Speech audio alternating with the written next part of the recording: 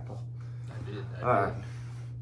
Good afternoon, ladies and gentlemen. My name is Spencer Grant. I'm here with a good buddy of mine, Casey. How you doing, man? I'm all right. Hell yeah. Casey, I wanted to ask you a few questions about your experience traveling, both outside of the state, but also outside of the country, because I've never personally been out of the country, and I've only been out of the state on very specific occasions, not nearly as much as I would have liked to. Mm-hmm. And so I guess I'll just start with, what is your favorite thing about traveling? I feel like that depends, because it depends on where I'm going. So that actually kind of requires a story. Okay.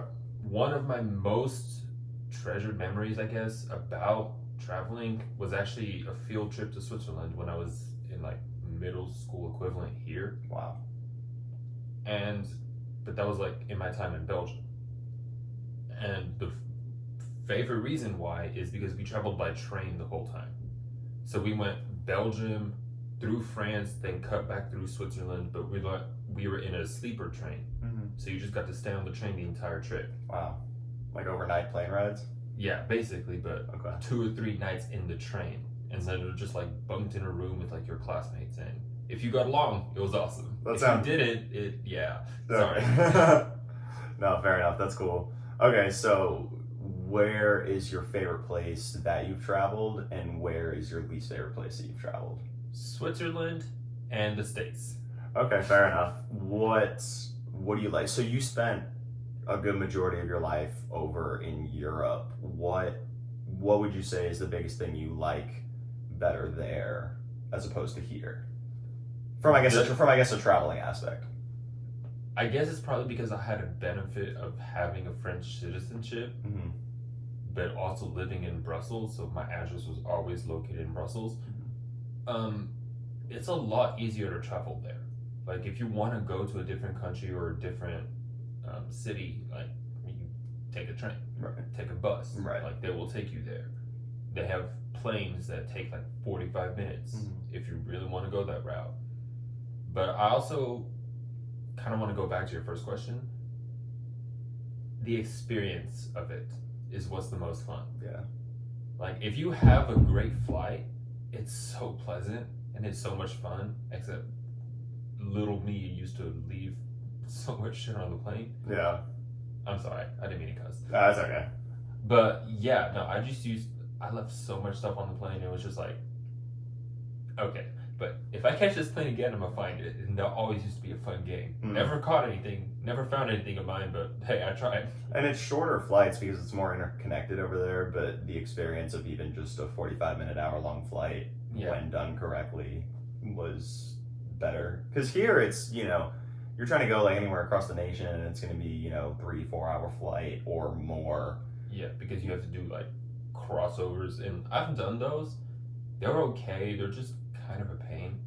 Because just like, okay, now I have to wait an extra hour and like your layover flight. Yeah, and I've had to do those traveling international from like, because I had to do Belgium, London, New York, Texas.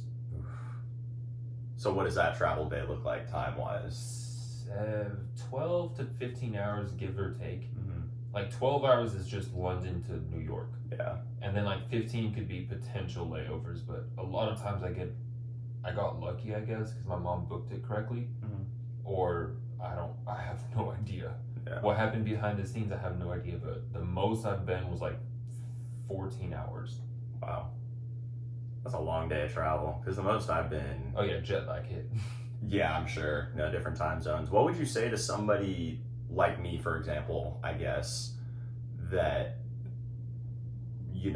is just counting down the days till he can travel to Europe for the first time, but I obviously don't know anything about it, and God forbid I'm not with my family who does know more about it. Like, what would you say to somebody that's in my position that's never done it? Like, what's something you wish you knew going into your first travel experience, like overseas?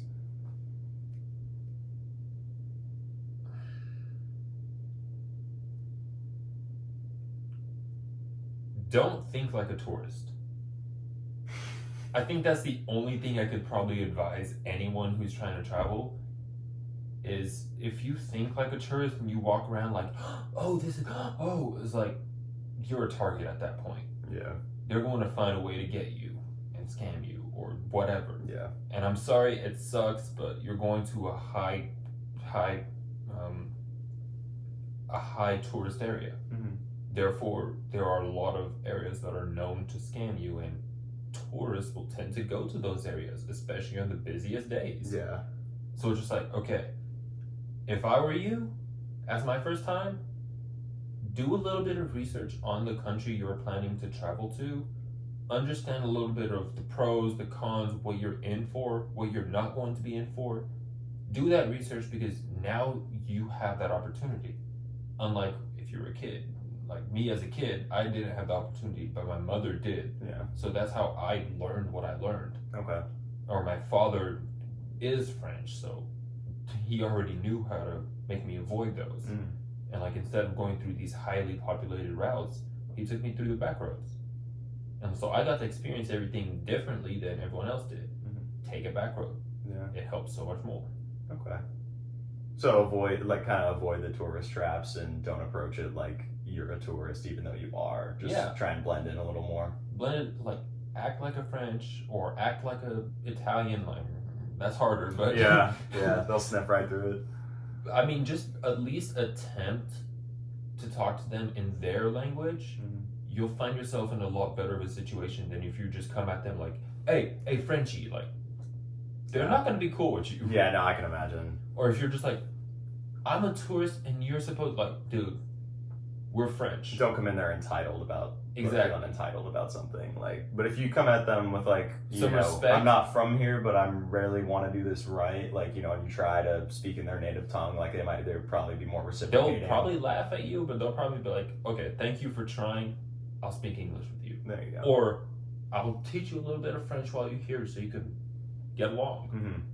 Because don't get me wrong, the French are known to be mean and rude, but they're also friendly if you attempt. Right. Just be polite and be like, hey, I'm sorry, I kind of need some help. But just give them. You reach out first and try and speak to them in their native language. Even a simple phrase like, hi, my name is, I'm not fluent in French. They'll be like, okay, I'll speak English with you. Right. So if you show that you're trying and it's coming from the right place, they'll reciprocate. Exactly. And they'll probably treat you with a little bit more respect and favor because they'll be like, this tourist came to us respectfully instead of demanding us to do something that we're already going to do, but you don't have to demand it. Right. Entitled, basically. Yeah, entitled. Yeah. So, yeah, that's what I would say. Cool. Well, thank you, man. I really appreciate your time. Thank you, ladies and gentlemen. KC. This has been Spencer Grant. I'll catch y'all on the next one. Thank you.